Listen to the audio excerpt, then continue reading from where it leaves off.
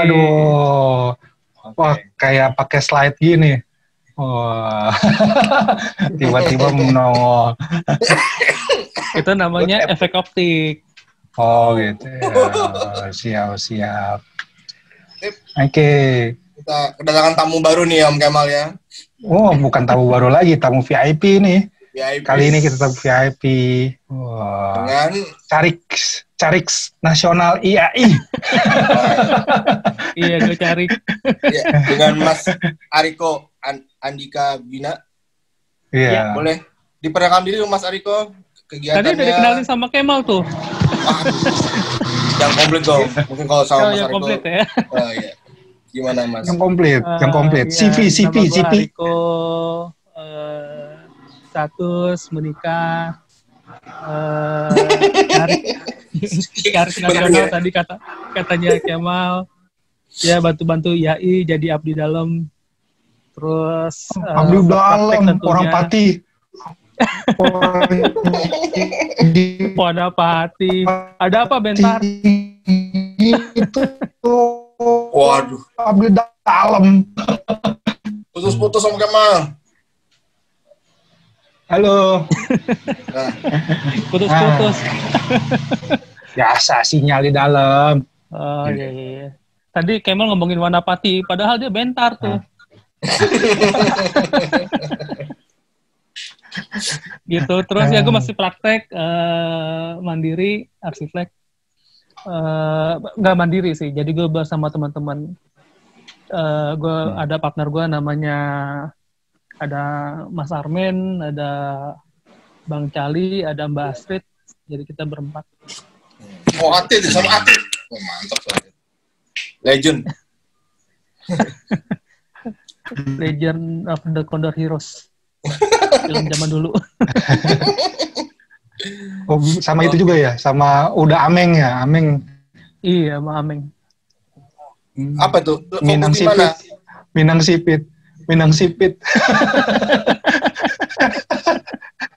Iya. Fokus apa? Mas Ariko, apa landscape atau building atau apa aja sih? Maksudnya ya kita ngomongin arsitektur ya. Arsitektur kita ngomongin ruang. Jadi nggak sekedar kita ngomongin building gitu ya. Buat gue ketika arsitektur hanya bicara building itu seakan-akan disempitkan maknanya. Menurut gue source-nya dia ruang. Nah, masalahnya meruang itu bisa aja kemudian dengan lingkup bangunan, tapi bisa juga dengan lingkup-lingkup yang lain. Dan menurut gue ketika ngomongin ruang tuh ngomongin arsitektur. Dalam loh. Ini gue paling demen kalau bicara arsitek tuh dalam-dalam bicaranya. Oh iya. Makanya gue dulu lama di itu tuh. Sempat main lama di halte belakang UMJ gue.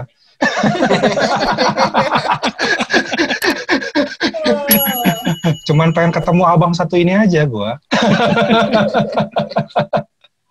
Lo kan ngejar mie ayamnya doang Mal di depan Mal. Oh, sama ini, sama apa Indomie gorengnya si tante. Iya. Bener. Masih ingat aja lagi lo. Iya lah, sama es teh manis kan.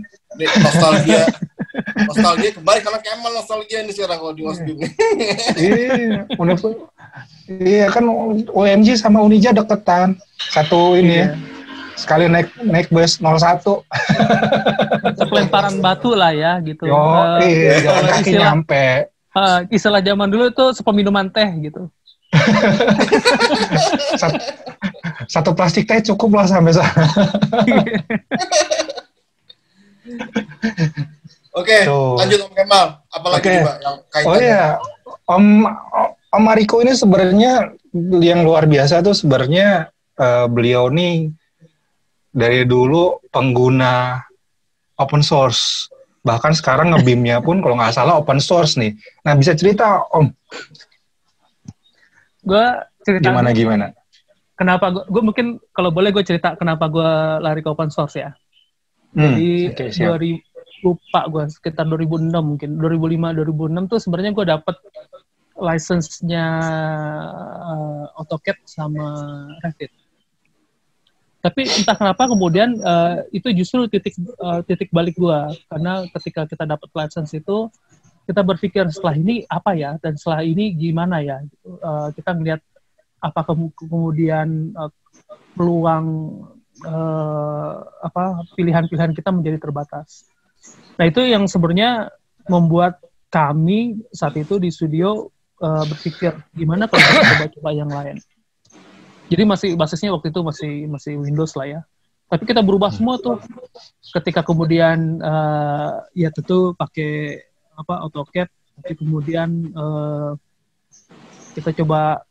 kita nyoba semua varian CAD, semua varian dari IntelliCAD saat itu ya. Sampai CAD yang lain. Variannya IntelliCAD kan banyak ya. Iya, ikat. Iya, ikat kan nggak pernah punya ada CAD. Beda sama ya kan, tapi kan ada sempat sharing branding. Kisah lama sharing branding. Ya itu kayak rebranding aja sebenarnya. Tapi kalau secara sistem kita belum pernah bangun sama sekali. Nah, mungkin beda kayak SICAD ya. SICAD juga sebenarnya lebih branding awalnya, karena seingat gue dulu mereka pakai BricsCAD. Gue cobain semua kok, gue nyobain Project CAD, gue nyobain ZW CAD, gue nyobain BricsCAD dan yang lain-lain. Sampai yang versi gratisan ya, dulu ada CMS, IntelliCAD, lalu ada gue kemarin tuh masih nyoba DraftSight sampai tahun 2020. DraftSight menghentikan dukungannya untuk Linux. Gue pakai Linux, jadi mungkin gue salah satu dari sedikit orang arsitek yang menggunakan Linux. Gue tahu ada beberapa teman-teman yang mencoba Linux yang dipakai jadi basis ininya.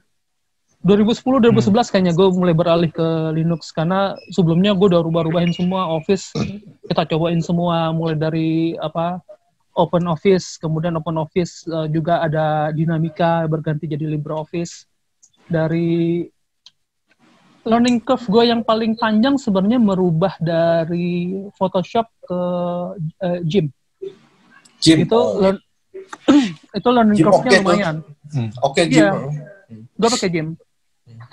Sedangkan kalau yang lainnya, kalau misalnya kalau teman-teman terbiasa dengan Adobe Illustrator gitu ya, Illustrator atau pakai Corel Draw, gue berubah ke Inkscape. Inkscape learning curve-nya cenderung mudah, lebih gampang. Inkscape oke juga tuh, keren. Inkscape keren menurut gue gitu, dan versi-versi sekarangnya juga udah lumayan baik. 2010-2011 jadi workflow BIM juga kan kalau nggak salah, Inkscape 3D sekarang. Iya. Ya sebenarnya kan, kemudian nanti lari ke BIM ya.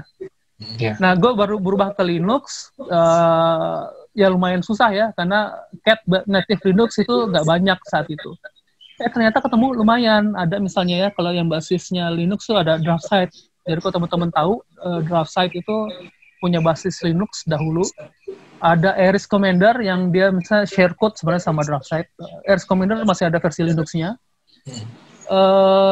Yang sekarang masih DraftSight tuh udah nggak lanjut versi Linux. Yang sekarang masih lanjut, dan gue justru mendukung berat. Dan ada BIM-nya, itu BricsCAD. Ada BricsCAD BIM yang juga running native di Linux gitu. Jadi menurut gua BricsCAD tuh bisa di Linux ya? BricsCAD bisa di Linux, Jadi tanpa Wine. Tanpa harus pakai Wine dia. Tanpa Wine. Nah, Wine itu kalau tadi Kemal kan tentu ini ya udah ahli lah ya. Jadi Wine itu ahli apa? Ahli kebajak. Wine itu kayak satu layer untuk ngejalanin program-program Windows jalan di Linux gitu. Nggak semuanya berhasil ya, tapi lumayan kok, beberapa lumayan jalan gitu. Gitu sih. Nah, kalau BIM di Linux ya akhirnya kan karena nyoba-nyoba ya, akhirnya punya kebiasaan nyoba-nyoba, mulai nyobain kalau program-program BIM mainstream tuh jalan nggak sih di Linux, sampai nyobain SketchUp jalan nggak sih di Linux gitu. SketchUp lumayan smooth sih, walaupun dengan ya kendala 1-2 lah ya gitu, masih banyak layout masih belum bisa jalan gitu ya. Kadang-kadang masih punya masalah nge-save dan segala macam gitu. Tapi kalau brisket beam tuh lumayan asik. Draft side juga lumayan sebenarnya lumayan ini. Nah, itu sih kalau akhirnya nyoba ada open source yang lain ya, ada OpenSCAD, ada LibreCAD, ada segala macam gitu. Cobain itu gitu. Tapi kan lagi ya, kita ngomongin BIM itu, menurut gue kan nggak ngomongin software sebenarnya. Iya, betul. Mindset. Betul, mindset. Jadi, dan bahkan ya, kalau gue ngikutin ada di beberapa forum BIM di luaran gitu, ada tanya, apakah LibreOffice Suite atau Microsoft Excel itu bisa dikategorikan BIM? For some extent bisa aja. Bisa. Betul. Bisa. Karena yang dikejar kan bukan hanya modelingnya, tapi kan sumber informasi. Betul, Nah, itu sih information. Betul. karena kita informasi. Nah, kita tuh beranjak dari kita pemikiran kita kan seperti AutoCAD ya. Kita beranjaknya tuh dari software CAD, gambar gitu. Nah, BIM ini spesies lain sebenarnya. Iya. Betul. Cara pandang lain lah mungkin ya, Mas ya. Iya. Itu sih. Nah, itu yang ya gue akhirnya sampai hari ini masih kadang ada kalanya iseng nyobain open source apa aja ya yang ada gitu. Jadi selalu berkala ngecek apa-apa terus nyobain. Ada sebenarnya beberapa software yang kalau seandainya Indonesia mau ngebangin BIM sendiri gitu ya. So, di luar ada software yang besar yang mainstream itu, ada beberapa kampus yang ngembangin software BIM open source yang rasanya kita bisa jump in ke sana gitu. Itu lumayan banyak kok, walaupun sekarang pada industri level belum lah ya, apalagi kalau ngebandingin sama Revit atau ngebandingin sama Archicad gitu sih. Nah, pengalaman gue sama BIM sebenarnya jauh sebelumnya. Gue 2002 itu udah pertama kali gue pakai Revit. Belum dibeli sama Autodesk. Iya, jadi masih murni. Buatan Rusia ya. Betul. Masih buatan Blok Timur. Iya, gue pakai itu ketika di Singapura tahun 2002 masih versi 4, menuju versi 5. Seingat gue terakhir itu sekitar versi 6 sebelum kemudian dibeli sama Autodesk gitu ya. Tapi 4 itu gue masih pakai dan harganya relatively murah. Iya. Bandingin sama sekarang ya. Pastilah. Sekarang kan packagingnya bikin mahal. Iya. Tuh. Tipikal Amerika lah kan. Ini menarik nih Mas Ariko. Ini kan pasti Pak praktisi juga, tapi kayaknya hobi demen nyoba-nyoba open source, software open source itu nggak masalah workflow pekerjaan sehari-hari gimana? Keganggu apa gimana ya? Ya ada learning curve-nya ya. Jadi 2010-2011 tuh lumayan bingung karena sebenarnya gini, waktu itu dahulu ya, gue sama Kemal tuh sama-sama kecemplung di kolam yang mirip lah gitu. Kita dikecemplung di empang yang sama gitu. Kita suka ngoprek komputer apa segala macam gitu. Yeah. Magang dulu di Glodok, di Mangga 2. Iya. Kalau ketemu di Mangga 2 gitu. Tapi ketika pindah ke Linux ya tentu ada learning curve yang baru ya.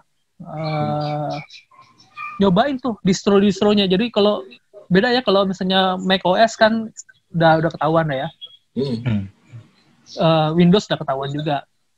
Nah, kalau Linux itu distro atau distribution ininya, jadi variannya itu banyak banget gitu. Kita mau pilih yang mana.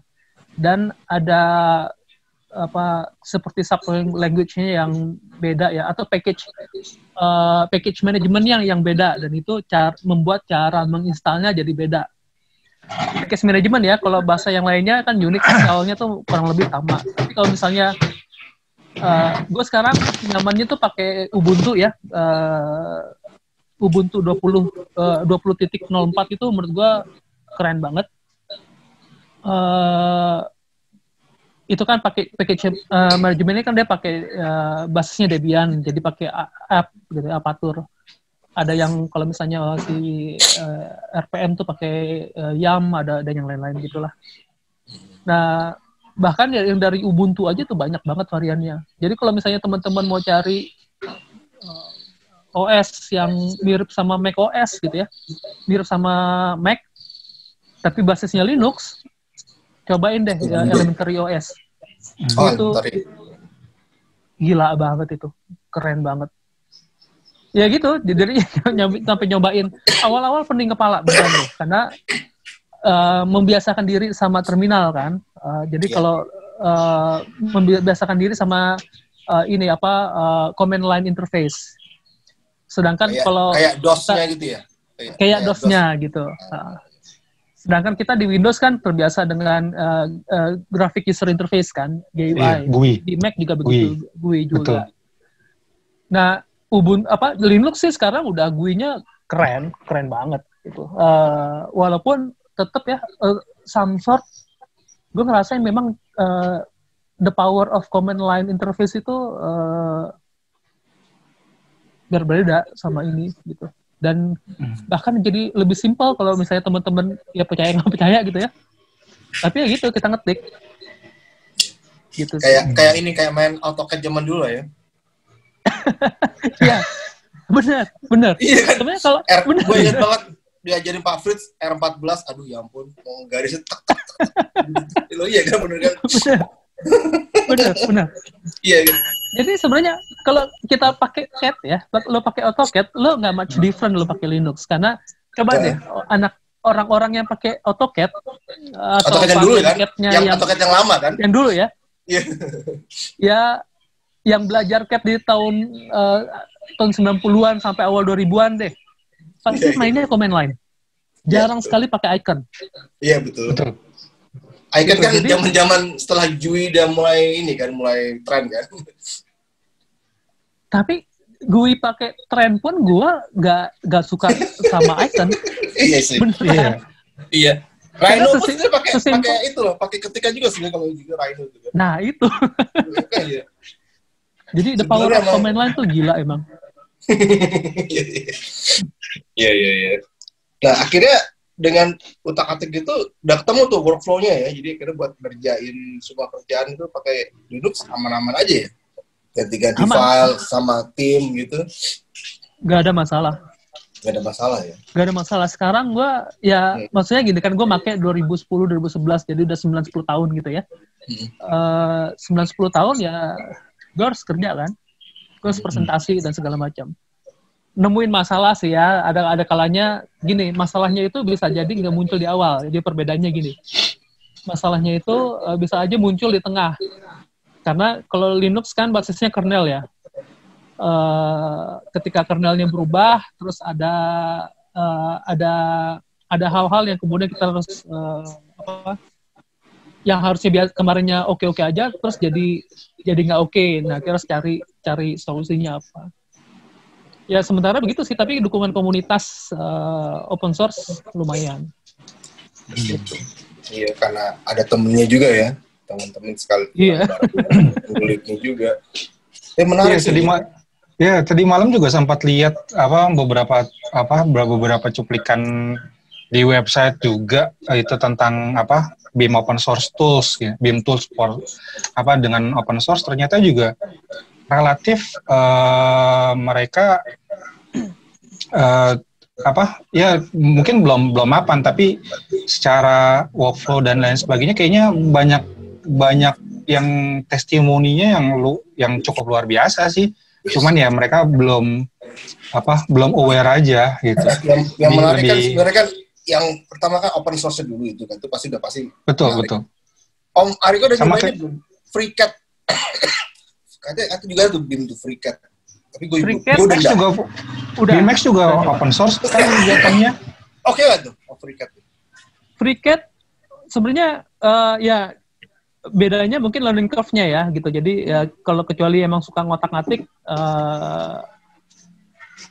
gak begitu jadi isu. Tapi kalau yang kemudian langsung di level produksi Nah, ini jadi isu. Penyesuaian dulu ya. Betul. Nah, yang jadi sebenarnya kan gini, si FreeCAD ini kan dia beda ya kalau kita BIM udah langsung segmented pada industri apa nih. Jadi kalau yang arsitektur udah ketahuan. Kalau yang orang-orang civil engineer ketahuan, geotek udah ketahuan gitu ya. MEP lari kemana, agamanya kemana ketahuan lah. Ketahuan, machinery. Kalau si machinery juga ketahuan gitu ya. Nah, si FreeCAD ini masih generik sih sebenarnya. Oh, generiknya BIM lah ya masih ya. Generiknya BIM. Jadi lo even lo mau pakai CNC, mau jadiin CNC, lo ngebentuk, mau bikin apa modeling untuk machinery dan segala macam itu oke. Pasti bisa semuanya masih ya. Masih bisa. Kan tapi kan prinsipnya itu ya. Jadi gue pernah waktu itu di milisnya IBM seingat gue ya. Sempat ada teman-teman yang nanya, emangnya ada BIM di Linux ya? Ada beberapa gitu ya. Tadi gue ceritain termasuk misalnya FreeCAD gitu. Atau even misalnya SketchUp itu sebenarnya gue nggak bisa dia bilang full ya, tapi udah menuju ke sana sebenarnya kalau si SketchUp itu. Iya sih, udah. Ini gue ngomongin jualannya ya. Yang jualannya sudah bilang dia udah mendeklarasikan diri. Ya, kita BIM katanya gitu. Tapi iya. Terus juga. Dan dia juga karena sudah diambil alih sama Trimble kan, dia manfaatin Trimble Connect-nya. Gitu. Iya, betul. Ya, betul, baik lagi karena dia sama Trimble. Baik lagi kan BIM kan, baik lagi cuma dicari kan cuma informasinya doang. Selama semua software bisa mengeluarkan informasi dan bisa ditarik datanya sama yang lain, ya dia bilang dia diri BIM juga oke-oke aja gitu sebenarnya. Betul. Iya. Nah, itu yang poin pentingnya yang perlu diketahui sebenarnya. Jadi karena basisnya sebenarnya informasi, maka sebenarnya cara working process kita yang harus dirubah. Yeah. Karena kalau dahulu ya, kalau misalnya teman-teman yang familiar sama traditional CAD, kita kan ngomongin layer kan. Jadi kita nggak ngomongin objek, kita ngomongin layer. Layer garis, apa lagi ya? Layer garis paling gitu lah ya. Iya. Kalau ada informasi apa-apa gitu. Informasi kan kita meletakkan pada di layer kan. Akhirnya setiap negara bisa aja punya pengaturan layer. Nah, ketika kita lari ke informasi modeling, nah yang dilakuin di teman-teman kita yang gue perhatiin ya, kita baru berhenti di modeling. Iya, betul. Di Indonesia juga betul. Masih takjub lebih fokus sama modelingnya, begitu udah modeling tanpa informasi disebutnya udah nge-BIM, padahal sebenarnya enggak juga gitu kan. Enggak. Lo modeling itu harus sama informasinya, kalau nggak ada informasi ya percuma gitu kan. Nah itu dia. Nah jadi kalau teman-teman yang pakai SketchUp, dia bikin volume nih misalnya, volume itu punya ketipisan tertentu. Ini kan yang berhenti di belakang kepala kan. Kalau misalnya tebal 15, maka sebenarnya dia dinding. Iya. Nah, enggak, lo harus kasih tahu dia dindingnya apa. Informasinya apa tuh. Jadi misalnya dinding 15 itu dindingnya apa, bahannya apa, ada rendering apa enggak gitu ya. Rendering maksudnya lapisan finishingnya. Ada tekstur finishing. Dan itu harus bisa dibaca sama orang lain, jangan cuma sendiri kan. Exactly. Nah, kalau BIM kan gitu. Dan dibacanya dari mulai desain, ya dari mulai desainer sampai nanti si owner ketika mengoperasikan bangunannya kan, harus bisa dibaca informasinya. Iya. Kalau cuma sekedar jatuh di gambar kerja ya belum BIM, masih modeling. Nah, kalau dahulu kan kita berhenti sama anotasi ya. Sebenarnya kalau di traditional CAD kita ngomongin anotasi. Jadi keterangan gambar itu penting. Nah, kalau sekarang kan kita nggak ngomongin keterangan gambar, tapi informasi terhadap modeling gitu. Betul. Walaupun ketika diterjemahkan di gambar 2 dimensi harus dicetak, ya kadang-kadang jadinya anotasi juga. Iya. Tapi kan menurut gua akan ada pergeseran juga nih cara kita mendokumentasikan. Dahulu kertas, sekarang mungkin tablet, sekarang bahkan lagi bikin web-based cloud gitu kan. Web-based cloud. Sekarang orang lagi pada ngembangin udah belasan tahun sih riset mengenai electronic paper gitu ya, kertas elektronik yang bisa dipakai lagi seperti tablet gitu besar, bisa digulung-gulung. Tapi informasi bisa di situ dan bisa dimasukin informasi baru. yang begitu-begitu gitu. Nah, itu yang mungkin perlu Iya kan BIMX juga udah mulai itu. BIMX terus kemudian BIM 360 gitu kan. Iya. Gitu kan mereka udah mulai tuh. Informasinya sudah bisa direview dengan instan kan tanpa perlu di printing lagi. Iya. Betul. Kasarnya semua data tuh kapanpun mau diakses asal ada internet bisa. Cuma yang repot kalau nggak punya internet kan. Jadi datanya nggak kemana ini terus. Itu betul. Tapi itu menurut gua karena basisnya informasi yang kita lihat BIM hari ini itu menurut gua ya gua awal BIM itu menurut gua udah 20 tahun lah ya. Kayak gue cerita gue pakai Revit pertama kali itu Revit 4 tahun 2002. Gitu. Jadi 2002 tuh udah 18 tahun yang lalu itu kali pertama gue pakai BIM sebenarnya. Gue dipaksa masih AAC dulu, AAC. Gue dipaksa sama bos gue di Singapura gitu ya, cuma dikasih AAC, lupa gue. Dikasih bukunya, lu pelajari sendiri deh, gitu. Nah menariknya kan karena basisnya informasi ya. Nah kalau di Singapura itu kita tuh kendalanya kalau di BIM adalah sebenarnya kumpulan dari apa yang mau ditaruh. Yeah. Karena kan harus dia related sama barang industri apa nih, walaupun bisa custom ya. Gitu. Yeah. Di Singapura tuh ada saat itu ya. Gitu. Harusnya hari ini juga ada gitu. Jadi gue mau naruh window-nya siapa, dari manufacturer-nya siapa, gue tinggal ngambil aja gitu. At some point gue bisa bank datanya udah ada ya, tinggal tarik. Bank datanya udah ada. Nah hari ini itu yang belum kejadian di Indonesia. Nah tapi yang gue mau cerita, BIM hari ini karena kita basisnya informasi ya, menurut gue ini masih baik. Bukan di Indonesia deh, di dunia masih baik. Karena basisnya informasi. Jadi kalau misalnya sempat waktu itu ya gue ngobrol-ngobrol offline gitu ya. Yeah. Online apa offline ya, Mal? Lupa gue. Pokoknya ngobrol-ngobrol ini. Kalau ngobrol lo telepon Bang, telepon kan kita udah lama nggak ketemu Bang. Telepon berarti online.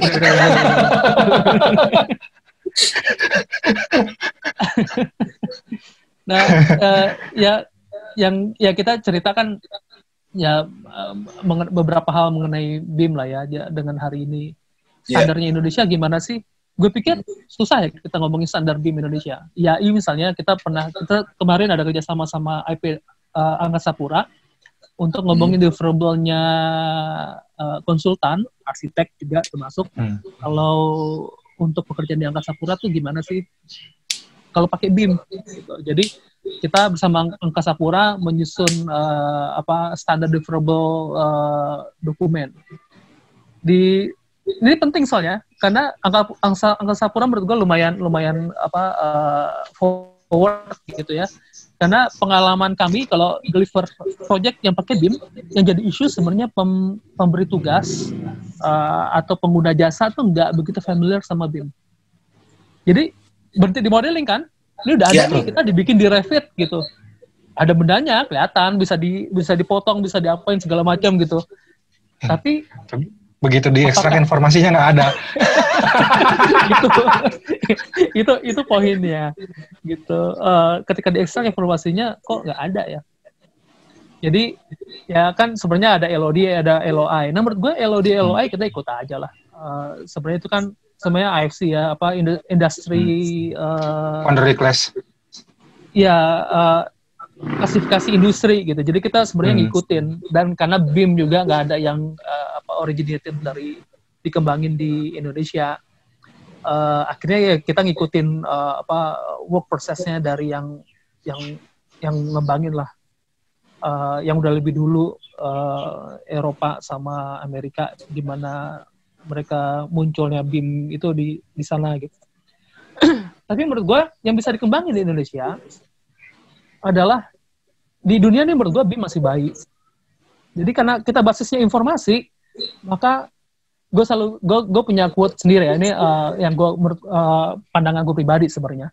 Menurut gue hidup itu matematik. Jadi hidup itu algoritma yang luar biasa. Sepanjang waktu mungkin kita akan discover algoritma apa yang sebenarnya bisa dipakai atau yang terjadi gitu untuk kita ngomongin pola hidup segala macam. Basisnya informasi. Itu juga kan yang dibikin sama Facebook ya, zaman-zaman dulu. Ketika dia ngomongin algoritma gitu. Nah, ketika basisnya informasi ya, kita akan ngomongin dan cara berpraktek arsitekturnya akan jadi berubah gara-gara ini. Basis informasi, kita nggak ngomongin lagi, dulu kita ngomongin estetik ya. Setelah BIM ini kita akan ngomongin performance. Iya. Gue misalnya ngambil contoh ya. Paling gampang kan kalau kita selalu tahu ya kalau mesin itu punya efisiensi mesin ya.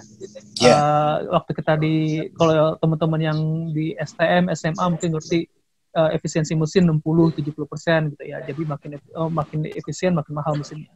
Dari efisiensi itu sebenarnya kita bisa tahu, dan kemudian ada misalnya fatigue-nya mesin itu kapan misalnya. Ketika informasi itu ada disimulasikan, kita bisa tahu berapa lama dia harus bekerja dan kapan dia harus berhenti, kapan dia harus maintenance misalnya. Sama halnya kayak ketika kita meletakkan informasi, kalau kita arsitek ya, gue ngomongin informasi gini nih, kalau atap gue seng, gue menggunakan atap seng gitu ya, pabrikannya ini, ketahuan tuh, kemudian dia kandungan mineralnya apa aja yang ada di situ.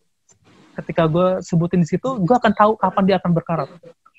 Betul. Kapan dia akan bolong. Maintenance. Simulasi ya. Kapan dia harus diganti. Yeah. Betul. Gitu. Sama atau kayak misalnya gue... Atau keputusannya kalau kau tahu kayak gini, saya nggak akan pakai seng. Saya pakai ganti apa lagi gitu kan jadi. Misal gitu ya. Misal, tapi kan justru ya... Nah, pentingnya sebenarnya kita membuat prediksi. Menurut gue, kalau nggak bisa diganti, nggak berkembang juga mungkin arsitektur kita. Menurut gue, ketika dia bisa diperbaiki sepanjang jalan itu menurut gue arsitekturnya jadi berkembang. Termasuk misalnya gini, kita ngomongin cat ya, basisnya dia solvent apa water base. Lalu dia elastis atau tidak elastis. Dengan informasi itu muncul, gue akan tahu dia akan pudar warnanya kapan ya. Jadi gue punya keputusan nih sebagai building owner, kapan gue ngecat lagi ya. Nah, itu pentingnya menurut gue informasi itu. Jadi kan ketika misalnya sekarang kan ada istilahnya di digital twin ya. Jadi kita yang udah yang kebangun itu ada digital twin-nya. Digital twin ya.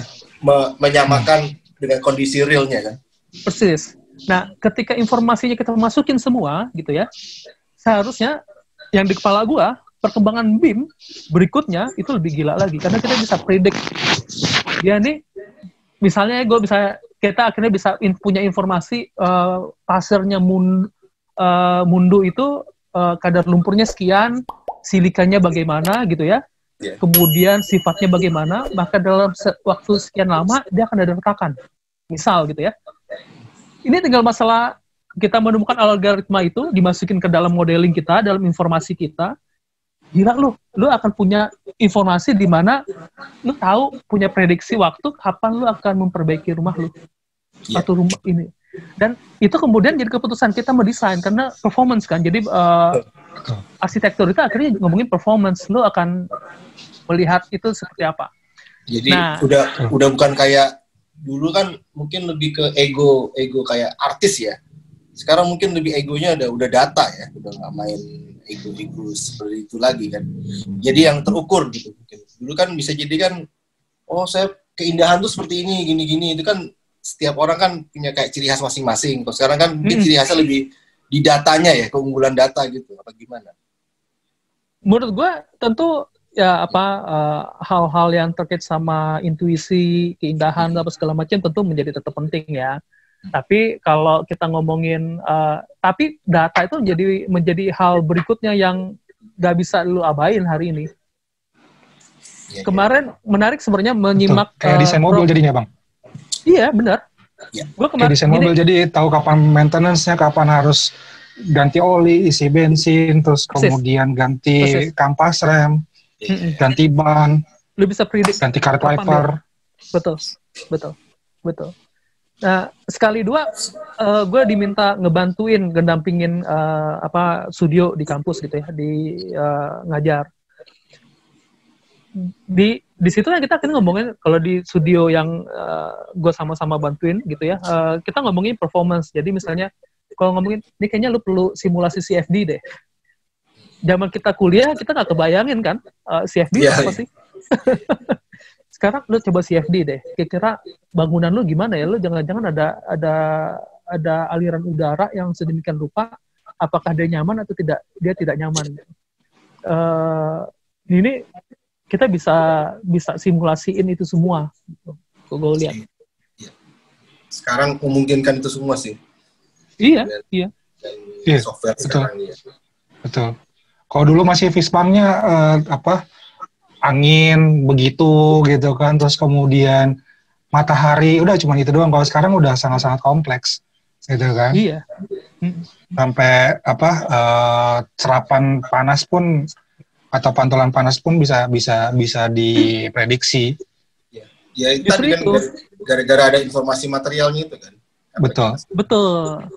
Gara-gara ada informasi material, misalnya gue ngomongin ya, nilai konduktivitasnya Hubble itu 0,16 misalnya. Hubble masih ada, Bang. Hah? Hubble masih ada, Bang. Asik. Hubble tuh merek dagang ya? Sorry. Iya, merek dagang Hubble. Kayak motor tuh Honda gitu ya. Baterinya. Honda lu apa? Honda lu apa? Yamaha. Honda lu Yamaha. Gimana sih? Gitu. Jadi kita bisa tahu sebenarnya lu panas lu berapa sih yang dimasukin gitu ya. Nah, sayangnya lagi, ini gue maaf ya, gue akhirnya terpaksa ngelebar kemana-mana. Gak apa-apa, Bang. BIM itu di mana-mana. BIM itu apa aja. Di mana-mana. Sayangnya lagi, ini pendidikan di Indonesia ketika kita ngomongin bangunan gitu ya. Kali ini gue ngomongin bangunan. Itu hanya ada pada pendidikan arsitektur dan ya tentu yang mungkin sipil ya. Gitu. Tapi menurut gua kalau di sisi arsitektur kita ada banyak yang hilang. Misalnya gini, kita ngomongin fisika bangunan itu kan seharusnya kan building science. Nggak lebih berat kepada building science bukan arsitekturnya. As if dia harus kalau kita ngomongin desain arsitektur sebagai desain itu menurut gua menjadi satu ranah sendiri, sedangkan building science menjadi ranah yang lainnya. Nah, sedangkan gue belum nemuin loh ada basis pendidikan di Indonesia yang basisnya building science. Nggak ada. S1-nya semua arsitektur. Walaupun, nah sayangnya ya, ada kalanya juga nemuin ya ini keragaman pendidikan arsitektur di Indonesia sih. Tapi kalau di sisi building science kita belum ada. Kayaknya yang baru akan bikin, setahu gue ya, kalau seandainya jadi dibikin, itu D4-nya Undip, yang kita semuanya ngarahin, kita memberikan saran gitu ya, karena waktu itu YAI diundang ke Undip terkait sama D4 arsitektur. Mereka mau buat D4 arsitektur, lalu apa bedanya sama S1 arsitektur? Sebenarnya ketika pertemuan itu kita menyarankan sebenarnya yang nggak ada di Indonesia itu building science. Nah, itu mungkin menjadi pembeda antara S1 arsitektur sama D4 arsitektur. Itu juga mungkin gue yakin sih semua teman-teman juga udah menyadari ya, kayak kita lihat ya si Mas Alfi itu lumayan sering ke Poltek Jakarta ketimbang ke mungkin jurusan arsitektur. Yeah. Tapi mungkin emang itu ranahnya di sana tuh lebih berat gitu sih.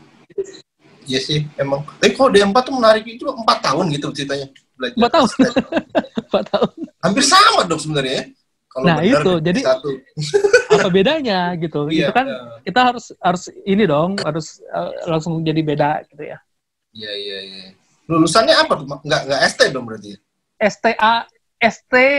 STRAR. Sarjana Terapan Arsitektur. Sarjana Terapan Arsitektur. S.TR.AR. Jadi kayak ini. Betul. S.TR.AR. Kayak vocational iya. Di Jerman ya berarti ya? Iya, betul. Vocational di Jerman berarti? Betul. Contohnya? Betul. Kalau di Jerman kan langsung dibedain.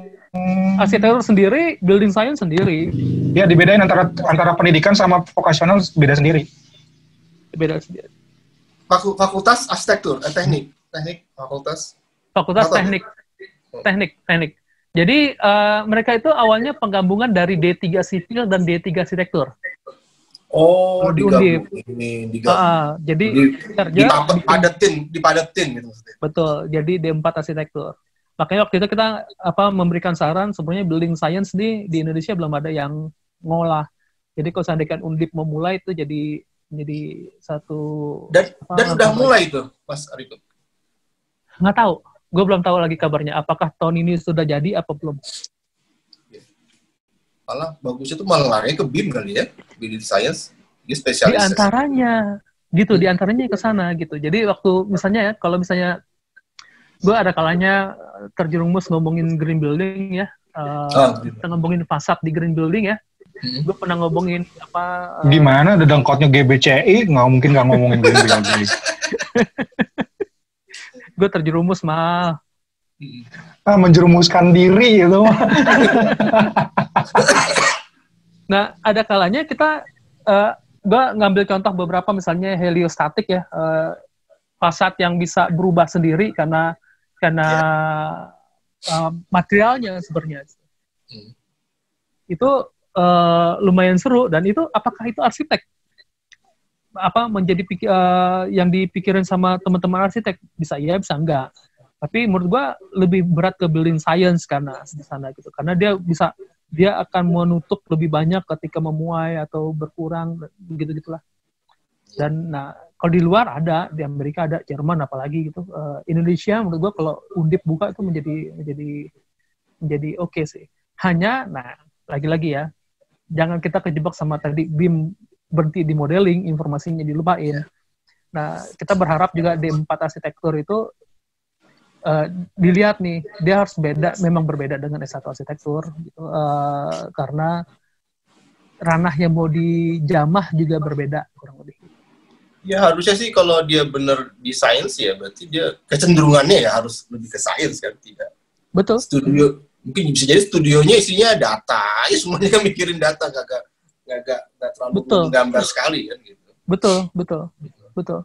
Nah, sampai ke misalnya kita ngomongin waktu itu ya, kita ngomongin sejarah material nih. Kalau kita ngomongin sejarah arsitektur, kita ngomongin mulai dari gaya kan. Tapi bisa jadi ketika di D4 arsitektur dia ngomongin gaya, tapi kemudian ngomongin sejarah dan teknologi membangunnya gitu. Ya, betul. Misalnya dulu batanya diapain gitu. Dan, atau misalnya kita ngomongin perbedaan antara candi di Jawa Tengah sama di Jawa Timur, antara candi yang Bata sama candi yang... Ya. Jadi lebih ke kecenderungan materialnya gimana, cara bentuk materialnya gimana. Apa bedanya sama teknologi bangunan S2-nya UI, Bang? Itu mic-nya Mas Ariko. Mic-nya mati. kepencet. Jadi jempol semua. Apa bedanya Bang sama tekbangnya S2 UI, Bang? Seingat gue UI masih riset ya. Maksudnya dia bukan gini. Kalau kita ngelihat di ranahnya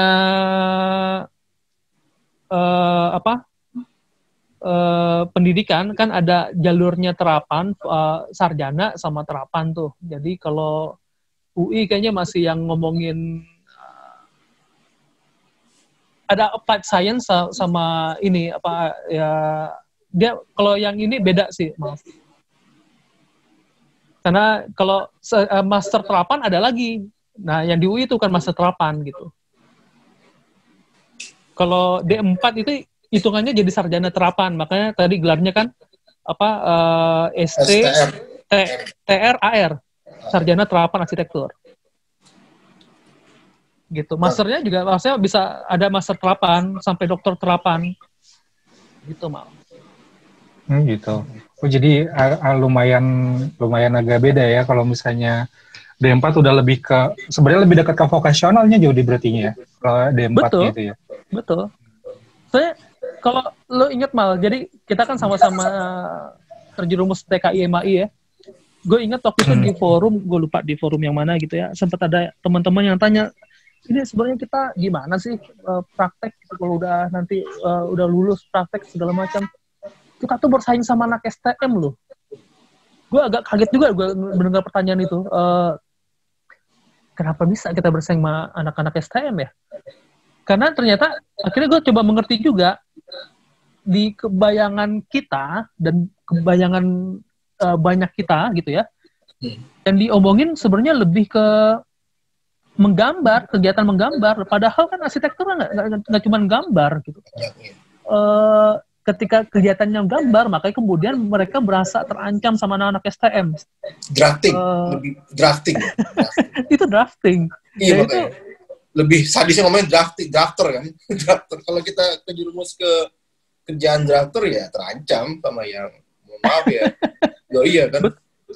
Betul. Nah, ini yang di praktek profesi juga nggak semuanya mengerti menurut gue. Karena kalau misalnya gue waktu di Singapura ya, gue cuma magang sebentar doang sih, nggak lama. Tapi yang siapa bisa disebut arsitek, siapa bisa disebut desainer, siapa yang bisa dan drafter tuh dengan bangga nyebut dirinya draftman. Mereka nggak akan ngaku-ngaku sebagai arsitek. Berbeda sama kita kan, jadi kerjanya di mana? Di biro arsitek A. Oh arsitek ya? Iya, saya gambar. Padahal dia lebih ke produksi gitu misalnya. Nah, menurut gue ini satu profesi yang juga seharusnya dihormatin, gitu, dihormatin, dihargain. Nah, seolah-olah di Indonesia ya, gitu, ini menjadi second layer, menjadi lapis berikutnya, lapis kedua. Jadi penghargaannya nggak seperti arsitek, menurut gue nggak begitu juga. Makanya menurut gue kalau makin banyak yang ngeluarin building science dan dia akan bergerak di ranah itu jadi penting karena ngebangun pemahaman kita juga mengenai intinya karena ini kali ya mungkin tadi kan mungkin pembedaannya itu tidak terlalu banyak jadi orang menyamaratakan kira-kira seperti itu kali ya. Iya. Mungkin harapannya kalau ada D4 yang tadi itu ya ada spesialisasi baru yang bisa mungkin kedepannya lebih dihargai dan banyak dipakai kan gitu. Sehingga ada yang ya drafter ya mereka fokus di drafter makin keren drafternya, arsitek makin fokus di arsitek yang makin keren. Sedangkan yang terapan tadi itu juga makin keren juga dengan data-datanya mereka kan gitu. Jadi semua saling mengkerenkan dirinya masing-masing kan nggak kayak caplok kerjaan yang lain-lain gitu kan kesannya. Betul. Menarik sih itu. Betul. Oke, terus gimana dengan itu? Dengan IAI, dengan BIM-nya, gimana Bang? Ceritanya Bang. Ini penting kayaknya. Tadi kan udah cerita. Itu kan baru sama AP. Kan baru diminta tolong sama AP. Untuk IAI-nya gimana ceritanya? Nah, gue ngeliatnya sebenarnya begitu Mal. Jadi ya kalau sama IAI-nya, jadi ya tentu kan kita ngelihat itu peluang yang bisa kita gunakan ya. Jadi tentu karena awalnya penugasan dari Angkasa Pura II, tentu IAI menyambut dan kemudian kita lihat lagi. Memang selalu kan sebenarnya kita udah ngomongin, makanya ada badan infrastruktur ya, di mana ada Haris Alfi dan Stanley di sana. Kita ngomongin infrastruktur arsitektur apa, untuk praktek arsitek apa aja sih gitu. Nah itu yang kita omongin juga. Tapi gue lebih suka ngomongin semuanya forecast gitu ya. Jadi kedepannya gimana? Kita ngomongin BIM di Indonesia tadi sebenarnya kalau ngomonginnya sekarang baru LOI sama LOD dan AFC kita ngikutin sebenarnya karena ini bukan teknologi yang datang dari Indonesia, kita yang nggak ngeset sendiri, work prosesnya juga sebenarnya kita ngikutin. Jadi pada level itu lo ngomongin misalnya lo deliver pekerjaan itu sampai tahap apa sih ketika misalnya waktu lelang gitu ya. Ini kan ya kita ngikutin udah ada sebenarnya, itu udah bertebaran di mana-mana gitu. Jadi sampai apakah LOD 7D 7D 6D 5D segala macam begitu, atau bisa juga yang nggak begitu. Yang jadi isu sih kalau hari ini kita ngelihat di sisi praktek memang pemahaman ya masyarakat pengguna jasa terkait sama deliverable-nya BIM.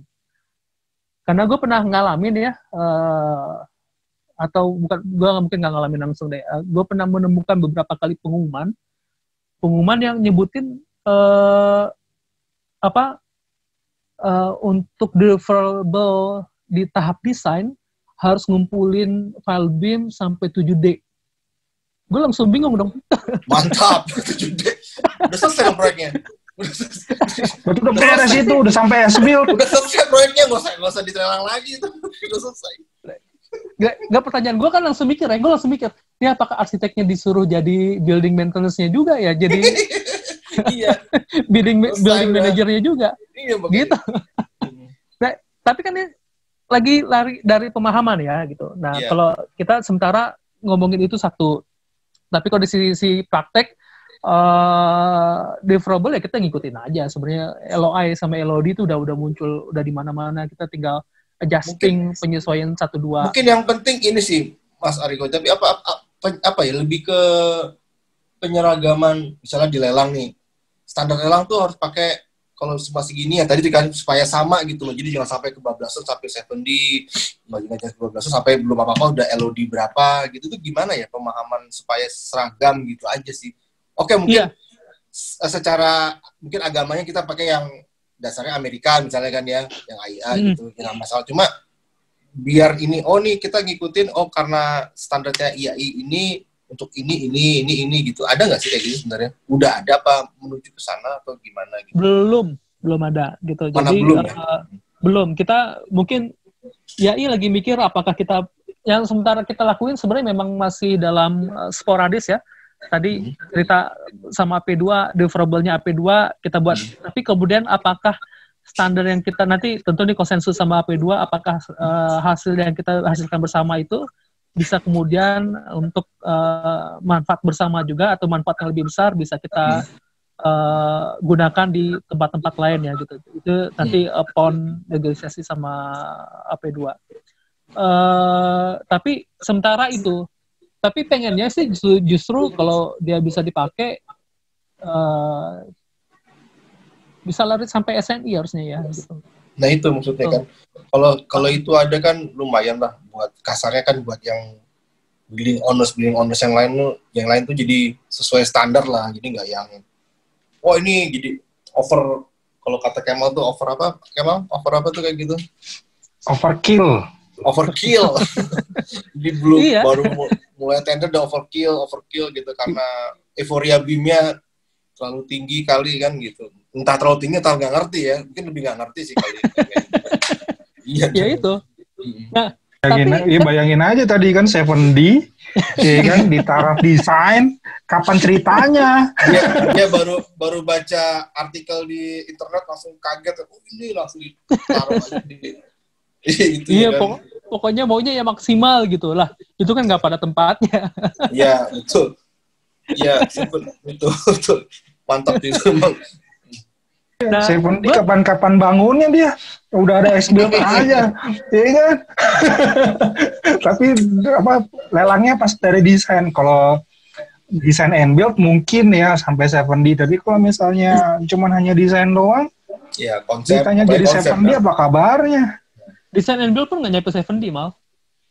Iya, bisa sampai 7D, Bang. Sampai S-Build kan, kemudian sehingga jadi bisa. S-Build kan, ya, tapi kan kalau 7D itu kan semua udah maintenance sebenarnya. Jadi kalau... Iya, jadi informasinya bisa dimanfaatkan, diserahkan untuk maintenance kan, gitu. Sama kayak yang ini, cerita yang di Stadion Manahan kan, itu kan mereka udah pakai 7D tuh, Wika, Adi, atau Mas Kita atau kalau nggak salah. Iya. Tinggal kita cek aja tuh, bener gak informasinya buat 7D kan gitu. Nah itu makanya, kita belum review aja. Kalau di YouTube-nya kan, pas lu cek objek kursinya, ternyata kursinya nggak 7D kan gitu. Nah makanya kan kalau di YouTube komersialnya kan, wah ini ada jelas sampai approval-nya juga pun jelas gitu kan. Gitu. Tapi nggak tahu kalau kita review semuanya. Nah itu mungkin yang perlu didorong ya. Nah kalau kita lihat sekarang yang makin mature sebenarnya untuk BIM itu kontraktor semuanya makin mature. Tentu arsitek ya, arsitek yang duluan lah, arsitek kemudian kalau di sisi konsultan ya arsitek, kemudian sipil. Entah kenapa teman-teman MEP lebih belakang kalau ngomongin BIM. Jadi masih terbiasa sama traditional Mungkin- CAD di sisi deliverable. Mindset mereka untuk mendesain, memodelingkan 3D itu mungkin agak repot kali, belum ini. Mungkin gitu. Butuh bantuan yang dari sisi mungkin arsitektur kali ya. Betul. Mungkin Belum jadi dari terbiasa lah. workflow-nya jadi berubah ya mereka gitu. Iya. Jadi entah Ya kenapa tadi lihatnya planar, tiba-tiba harus di 3D kan mungkin nggak semua orang terbiasa kan cara memodelingkannya itu. betul. Iya, dan juga lebih ribet. Soalnya kan lebih enak single line, bro. Tarik aja bener. Udah tarik, lu kasih persentase WC berapa, udah selesai kan? Kasih berapa. Iya, betul. Kalau sekarang kan lu bikin naik turun tuh udah angka net itu nggak bisa dimain-mainin. Iya, benar. Iya. Akhirnya kan mungkin juga gini, di sisi pendidikan ya, kalau kita di arsitek sipil, kita ngomongin ruang lah ya. Setidaknya kita ngomongin 3-dimensional. Untuk teman-teman MEP mungkin nggak selamanya begitu gitu. Nggak terbiasa, belum terbiasa kan. Iya, makanya terbiasa dengan single line diagram dan segala macam. Sedangkan kita kan udah ngomongin ruang kan, ini tinggi gimana, kalau ada objek yang menggantung di situ bagaimana segala macam. Nah, tantangan berikutnya menurut gua adalah yang tadi yang sampai hari ini masih kosong dukungannya di Indonesia menurut gua ya. Tolong koreksi gua kalau gua salah. Tapi the last time I check, industri kita tuh masih nggak ada yang ngomongin BIM. Coba lo ngomongin industri manufaktur ya. Jadi gue mau naruh pintu mana yang udah ada family-nya BIM. Belum ada. Ambil. Indonesia belum ada, no. Toilet juga kagak ada. Semua informasinya dari luar. Iya. Toilet, akhirnya lo terpaksa ngambil dari luar kan? Padahal Toto Jepang belum ada sih di Indonesia. Betul. nggak ada. Nah itu yang menjadi PR besarnya Indonesia. Berarti itu potensi Padahal bisnis pasar dong, yang ya? paling laku Potensi di Indonesia aja ngambil dari punya Hong Kong. Lo berarti yang potensi Itu pasar yang paling laku aja ngambil dari Hong Kong kan? Kalau lo punya objeknya kan bisa jadi sesuatu dong kalau lo bantu bikin objeknya. Betul. Nah, ini kan menurut gue ya, kalau kita ngomongin dokumen lelang itu kan nggak cuma gambar kan, tapi ada gambar, ada volume, BOQ, ada RKS, cara masangnya gimana gitu, syarat-syaratnya apa gitu. Nah, ketika BIM semua muncul ada model, ada informasi, ada model, ada informasi. Semua kan begitu kan. Nah, ketika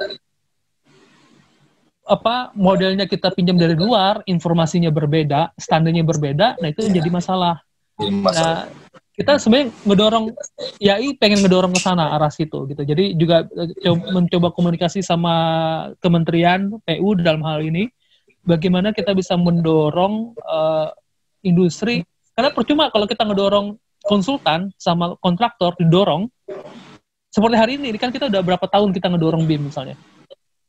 Udah ada peraturan mengenai BIM. Jadi kalau misalnya bangunan menggunakan APBD lebih dari 2.000 maka wajib pakai BIM. Tapi di sisi manufaktur itu dukungannya masih 0. Terakhir kali gue ngecek ya. Gitu. Emang iya betul sepakat.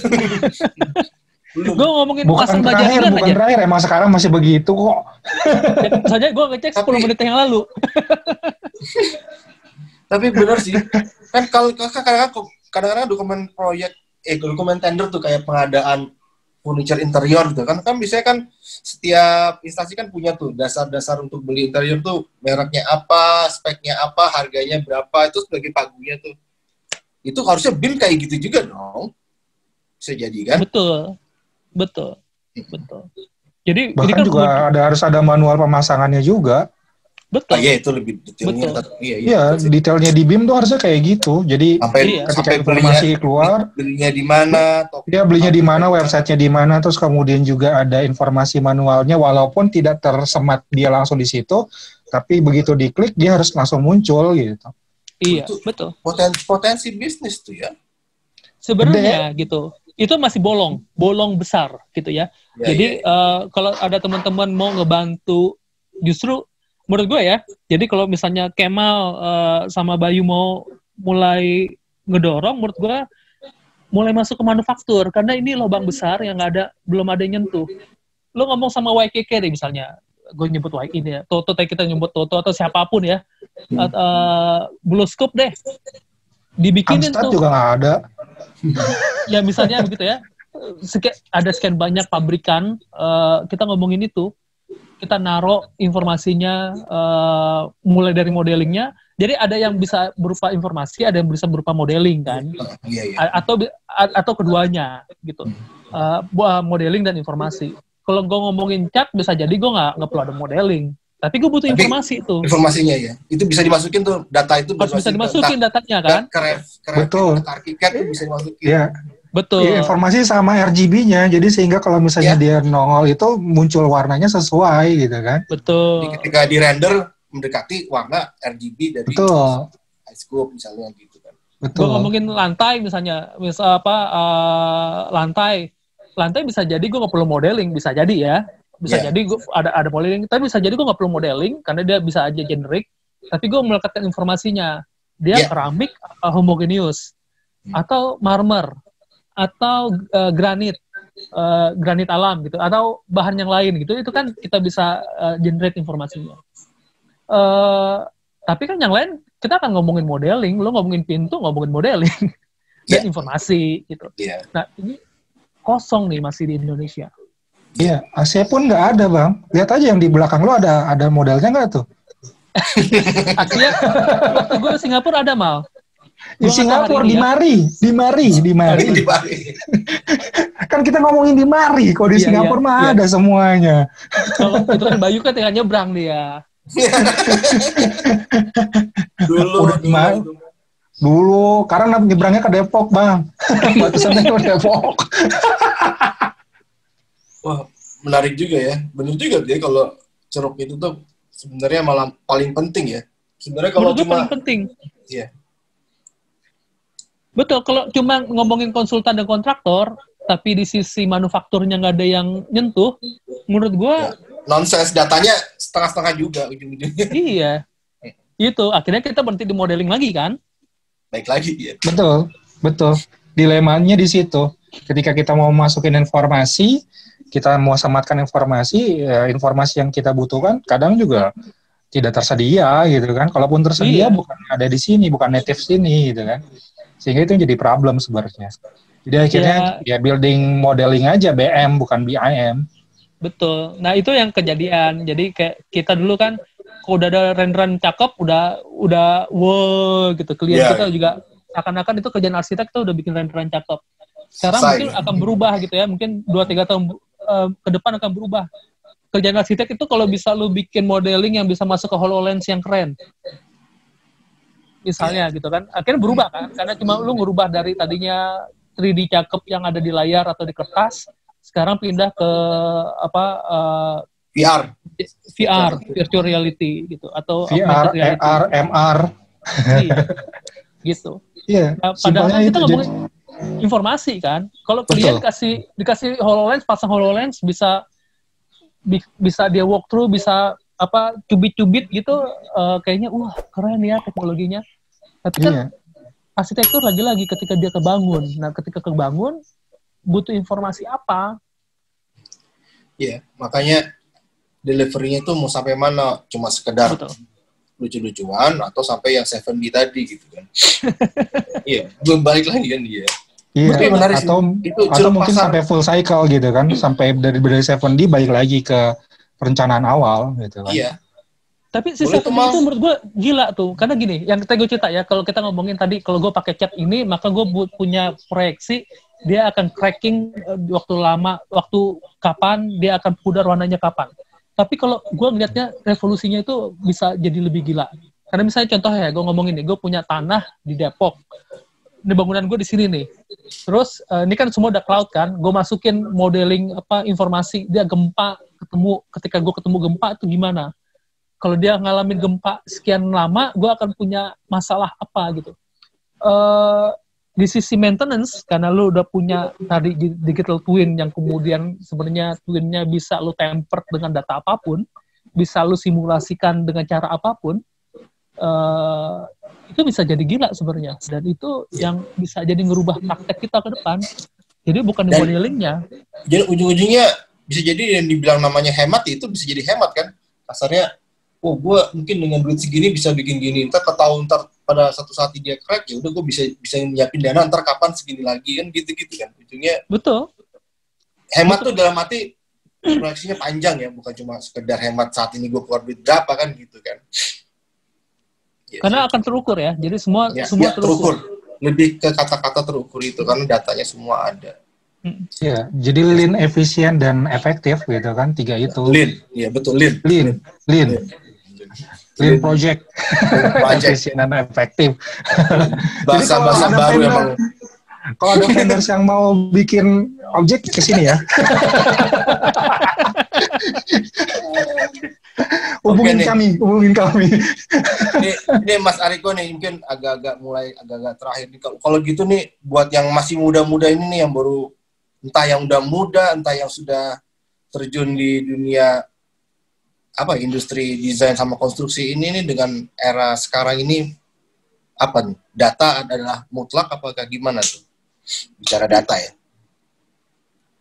Data menjadi hal ya. Jadi lo nggak bisa avoid sebenarnya. Even misalnya kemarin nyimak presentasinya Prof Yandi ya, lumayan menarik gimana kemudian Prof Yandi itu ngedepanin satu metodologi merancang dengan cara evidence based design gitu ya. Jadi basisnya evidence itu lo nggak akan bisa ngapa-ngapain kok nggak ada data. Jadi ketika kemarin ngomongin COVID misalnya, kita ngomongin daerah-daerah yang nanti punya potensi tumpukan bakteri, virus, dan segala macam itu di mana sih? Kita ngomonginnya kan data jadinya. Yeah.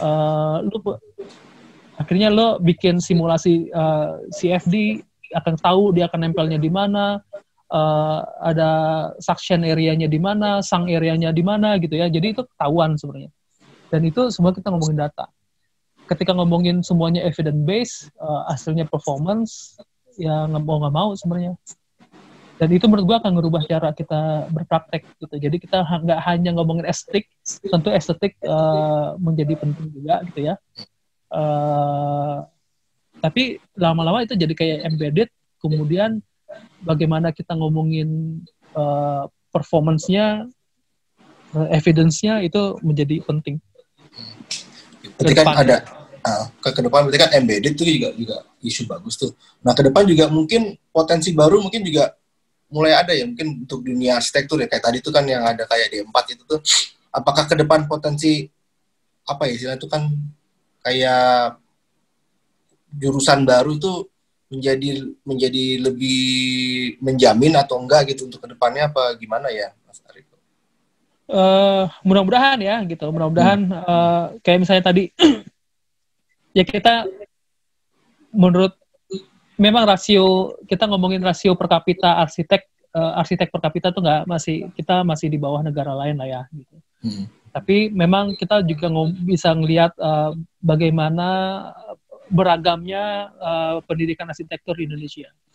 Nah, menurut gue juga nggak semua harus membuka jurusan S1 arsitektur, karena kebutuhan arsitek engineer, mereka selalu ngomongin nih, kita ada kegampangan juga di lapangan. Arsitek engineer ini arsitek atau bukan?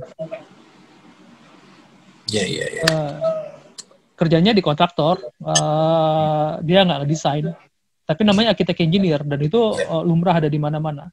Nah, bisa jadi dia orang yang bergerak di teman-teman building science tadi, sarjana terapan gitu ya. Misalnya gue ngambil contoh ya, gini, kita ngomongin data dan gimana cara ngebangun, karena kita ngomongin kebiasaan kok di Indonesia.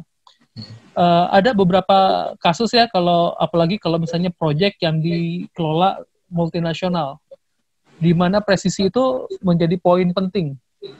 Kebayang nggak cara masang keramik itu gimana?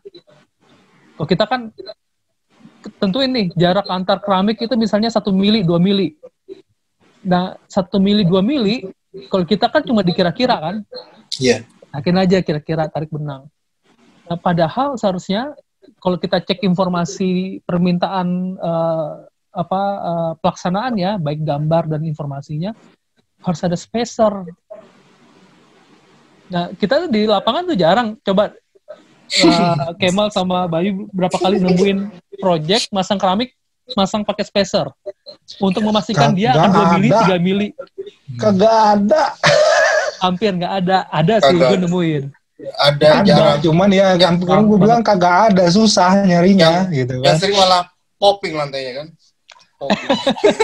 Nah, yang begitu-gitu. Nah, begitu-gitu kan, itu kan butuh orang teman-teman building science sebenarnya untuk mengerti menerjemahkan ini juga. Berarti kalau gitu ada potensi pekerjaan baru yang berhubungan arsitektur ya, kayak BIM manager, kayak gitu-gitu dong. Ya, ke depan bener. mungkin nggak cuma sekedar gue jadi arsitek cuma jadi desainer, cuma jadi mohon maaf ya drafter, udah nggak ada lagi kan. Mungkin ke depan mungkin jadi lebih beragam ya. Pasar-pasarnya makin besar kan gitu kan. Betul. Dengan ada BIM ini gitu kan maksudnya. Betul. Ada profesi baru ya gitu. Jadi mungkin ada tadi tuh BIM manager dan yang lain-lain gitu. Karena modeling bukan hanya modeling ya, informasi dan modeling itu menjadi informasi ya. Karena BIM manager nggak nge-modeling, dia cuma ngatur data, bikin template, ngatur masuk data. Betul. Iya, termasuk juga pembagian pekerjaan, skop pekerjaan. Iya, skop pekerjaan. Dia boro-boro ngedesain. Cuma pola pikir seorang arsitek dibutuhkan di sana kan gitu kan. Betul. Gitu kan. Karena kan yang bisa gitu ya mohon maaf, arsitek lumayan dipakai cara berpikir itunya kan gitu. Ya irisan berat sama arsitek lah ya gitu. Tapi nggak selamanya harus arsitek juga. Ya, maksudnya ada irisan yang besar di situ. Irisan besar di situ ada gitu. Maksudnya jangan sampai anak-anak yang kuliah di arsitek ini gampang cuma harus gambar doang, nggak selamanya itu kan Mas Ariko ya. Betul. BIM cheerleader juga ada. Hah? BIM cheerleader juga ada. BIM cheerleader. Hura-hura gitu. Itu mah lu pakai pom-pom. YouTuber BIM ada kan? Iya loh. Coba lu bayangin aja sekarang ada profesinya apa? YouTuber. Iya kan? Tapi itu duit loh. Gue juga ngerasain tapi itu duit loh. Maksudnya nggak yang kecil banget tapi lumayan loh itu kalau benar-benar serius. Banget. Ini gila kalau misalnya buka di YouTube channelnya RHBW, itu pengguna Twin Motion dari ujung ke ujung dunia itu. Itu padahal gue nggak sengaja bikin ya. Tapi duitnya ya lumayan buat beli pulsa kan. Lumayan itu. Tapi itulah. Itu baru Twin Motion, itu baru Twin Motion. Belum dari part manager. Makanya kan ada pergeseran nilai dalam mencari nafkah kan. Nggak cuma itu doang gitu. Makanya jangan, ya kita lihat positifnya dari perkembangan BIM ini kan, walaupun di Indonesia masih mature ya, masih belum apa ya, masih bayi banget ya Mas Ariko ya, kalau dilihat di lapangan. Menurut gue di Indonesia kita masih punya masalah ya. Belum lagi kita ngomongin hardware. Aduh, teman-teman Singapura tuh bicara kalau misalnya dia udah project yang lumayan kompleks ya. Iya. Ngebuka file aja itu bisa hitungannya jam. Wow. Karena lo akhirnya ngomongin hardware juga kan. Hardware jadi kita akan tetap menjadi masalah lah. Jadi nggak bisa tuh laptop yang 7-10 juta. Kalau Kemal kemarin cerita sama gue, dia ya bisa lah bang kita yang 25-30 juta. Tapi 25-30 juta aja ngomongin ngebuka modelingnya BIM tuh akan jadi isu. Tapi gue pikir karena anak sekarang kan zamannya ROG bang, ROG yang penting ROG. Kalau kita mah beda. Lihat A42 aja kayaknya mahal banget gitu. Tapi anak sekarang kan di dunia, menurut gue BIM itu masih baik gitu. Di dunia ya. Tadi yang simulasi gue ketika datanya udah ada, masalah kita bagaimana membuat algoritma baru, kita tuh bisa muncul sekian banyak kemungkinan. Iya. Gitu belum sih. Masalah baru lah intinya ya. Iya. Pokoknya arsitek tukang cari masalah aja ya. Pokoknya kalau ada masalah ini selesai cari masalah baru lagi. Iya kan? Oke. Dari Om Kemal ada tambahan lagi nggak? Kayaknya terus kalau untuk ikan nih bang, kan biasanya anak mahasiswa arsitek nih suka nonton gini nih bang. Ada pesan-pesan nggak sih buat anak mahasiswa arsitek yang sekarang nih, ya kan? Jangan terjebak kayak kita dulu lah.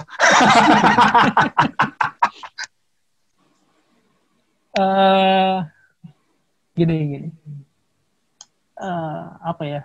Pesan-pesannya gue nggak tahu ya. Kalau gini, pesan gue kalau untuk adik-adik yang mahasiswa ya, gue mengkuat beberapa waktu lalu diskusi sama Prof Gun ya. Jadi kalau ngomongin misalnya menurut beliau ya, ada satu dekan siapa sih? Jadi menurut beliau gini, kalau misalnya bukunya Vitruvius itu diterjemahkan, karena itu menjadi buku teorinya arsitek yang pertama gitu ya. Buku Vitruvius diterjemahkan, jadi untuk jadi arsitek itu dibutuhkan 26 tahun. Tapi kan kemudian tuh kepanjangan. Nah, yang menjadi hal sebenarnya di mana-mana di dunia ya, yang penting itu magang, setelah lulus magang. Jadi pendidikan sebenarnya 5 tahun. Kita sekarang IAI berusaha ngedorong pendidikan 5 tahun. Jadi ada yang baik PPAR atau kemudian bisa ke master yang desain gitu ya. Tapi PPR sekarang udah makin banyak yang buka, seingat gue sekarang udah 21, terakhir itu yang tantangan PPR sama IAI itu UMI, Universitas Muslim Indonesia. Kemarin yang sekarang sedang juga lagi kita komunikasi itu ada Universitas Pancasila dan Halu Oleo di Kendari. Yang sebelumnya udah ada, yang awal itu ada UI, UII, apalagi ya, UI, ITB, ada 20 sampai 21 lah totalnya. Kita lagi ngedorong. Terakhir juga lupa gue, Lambung Mangkurat juga kayaknya, kayak Kalimantan juga kita lagi dalam waktu dekat kita akan punya PPA. Jadi pendidikan 5 tahun itu standar dunia tuh, pendidikan 5 tahun untuk jadi arsitek dan magang 2 tahun. Karena total 7 berarti ya, bukan 3,5 tahun ya Bang ya? Iya, magang itu, tapi teman-teman dia dianggap itu dia kayak kerja rodi ya. Jadi ini karena kata-kata magang seringkali salah artikan. Magang itu kerja, jadi dapat penghargaan gitu ya, dapat gaji dan segala macam sesuai dengan standar. Itu belum lulus ya? Sebelum magang belum lulus gitu maksudnya? Udah lulus. Kalau udah pendidikan 5 tahun, lanjutin magang. Oh, harus magang gitu ya? Kayak model koas berarti ya? Koas ya berarti, sistem koas berarti ya? Kayak koas, kalau di kedokteran kan ada koas gitu. Ya sebelum jadi dokter, dia koas dulu walaupun dia udah sarjana kedokteran kan?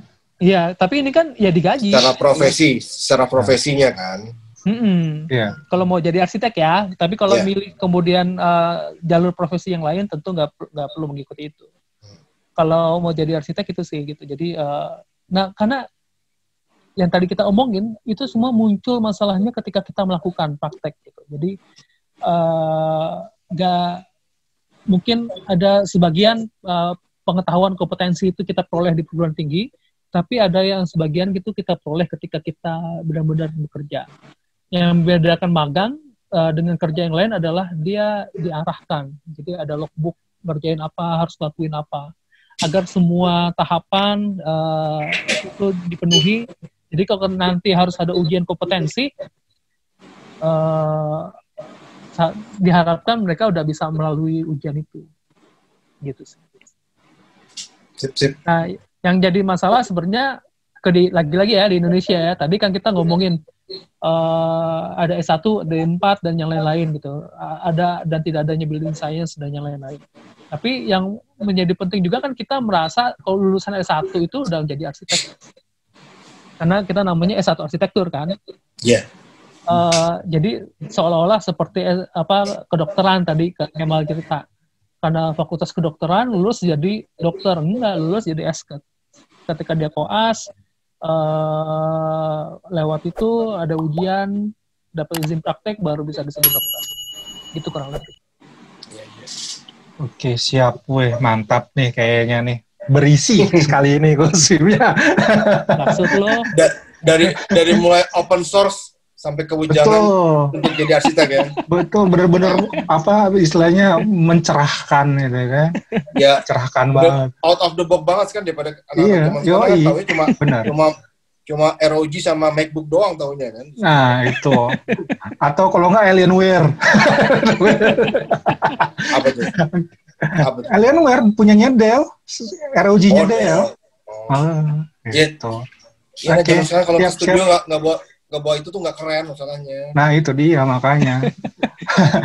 Kalau kalian Nggak iseng, ngasih ada waktu coba Ubuntu deh kalau mau coba Linux. Gue menyarankan. Siap. Itu Ntar pakai dicoba. apa? Hardware-nya bebas. Bebas. Kalau itu yang membedakan gini, yang membedakan Mac sama Linux itu di situ, karena Linux itu basisnya kernel yang ditulis sama komunitas. Jadi dia nggak, sebenarnya secara prinsip less driver, karena semuanya ditulis di kernel gitu. Nah kalau Mac itu kernelnya biar dia ngenulisnya nggak capek gitu ya, makanya Mac itu hardware-nya terbatas, cuman hardware-nya dia nggak bisa taruh di mana-mana kan, karena dia harus nulisin drivernya hanya untuk hardware itu. Sedangkan Linux karena kepentingan internal lah. Iya, kalau Linux kan yang dorong komunitas, jadi dia menuliskan untuk sekian banyak. Betul. Jadi lo mau dibantu sama komunitas buat nulisin drivernya ya. Iya. Berdasarkan kebutuhan.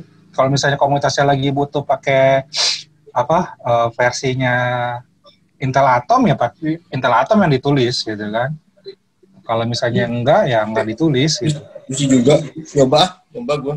Kalau buat kerjaan office cukup dong. Minimal ya. Office nggak ada isu. Lah gue kan kerjaan ngedesain gue di Linux. Iya. Iya, keren juga tuh. Iya. Cobain.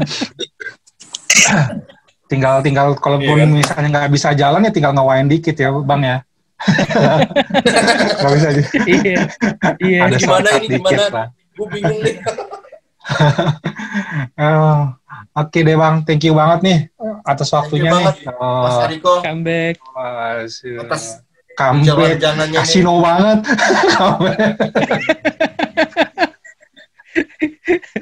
Nanti kalau udah nggak pandemi kita ketemuan lah ya. Ngobrol-ngobrol lah. Siap. Ngobrol darat lah. Sama tapi jangan lihat potensi bikin objek tuh kali aja kan jadi sesuatu. Nah itu dia makanya kan tadi mumpung ada cari IAI kan kalau misalnya mau hubungi ini ya. Itu. Oke, ada lagi? Oke. Dah itu aja mungkin. Terima kasih banyak Bang Ariko, bener-bener hari ini bisa ada waktu buat ngospim nih. Terima kasih banget. Udah jadi tamu kita kali ini, gitu kan. Next time mungkin kita ada weekend BIM Talk, kita bisa jadi narasumber nih, Om Bayu. Iya. Ya oke ya Mas Ariko ya. Siap. Cara berpikirnya buat anak-anak mahasiswa sekarang kan biar dia nggak cuma berpikirnya terkungkung di satu tempat aja kan, kalau dengan Mas Ariko ngomong kan lebih pecah lah dia cara berpikirnya dan biar makin pusing ya. Itu dia maksudnya. Pusing yang addicted. Ya. Tapi emang gitu sih kalau enggak. Thank you banget Mas Ariko ya. Thank you. Sampai ketemu sampai di episode ngospim berikutnya. Sampai ketemu. Minal aidin wal faizin. Mohon maaf lahir batin, taqabbalallahu minna wa minkum, taqabbalallahu karim. Ya, assalamualaikum warahmatullahi wabarakatuh. Waalaikumsalam. Close deh. Udah close. Thank you ya Mas Ariko ya. Oke. Ketemu lagi. Oke, cool. Thank you, Bang. Bang, ini di mana, Bang? Di Kebun Kosong? Kebun kacang. Oh, di Kebun Kacang, iya. Iya. Oh, gitu. Ya udahlah, kapan kita nanti nongkrong lah. Dekat situ kan, dekat stasiun ini. Siap. Ya. Masih MRT. Corona belum bisa loh. Iya kan, kalau udah relaksasi, kan katanya mau ada itu. New normal. Wah nih konspirasi nih. Konspirasi global kalau kata Flat Earth. Padahal globalnya itu globe kan. Bulat. Iya. Oke. Thank you Bang ya. Yuk, thank you. Assalamualaikum. Salam. Bye.